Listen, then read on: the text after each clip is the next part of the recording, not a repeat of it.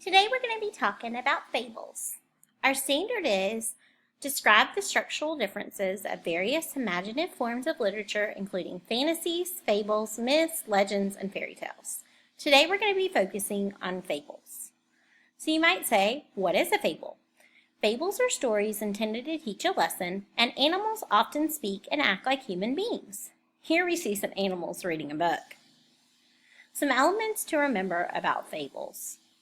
First, animals are usually the main characters. Next, the plot and the characters are simple. Stories teach a moral or a lesson. The setting is common and nonspecific. And last, the author uses personification. You might say, what is personification? Personification in simple terms is making animals or objects seem like real people with real human feelings and emotions. So remember, personification equals person. Aesop is one of the main authors of fables. He was a slave that lived about 550 BC. He is famous for his fables.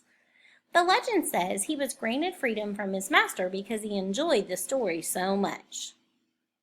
Interesting enough, he didn't write down any of his fables, but after his death they were written down for him. Here's an example of some of his fables that were written down and a painting of him. Some examples of famous fables by Aesop are The Grasshopper and the Ant, which is the theme of Bug's Life, The Tortoise and the Hare, and The Lion and the Mouse. The author's purpose for these fables is primarily for entertainment for adults. These stories were brief, and they were passed down from generation to generation. An example of one of Aesop's fables is The Bear and the Gardener. You can go on lots of places on the web and find examples of Aesop's fables. I hope you learned about fables today.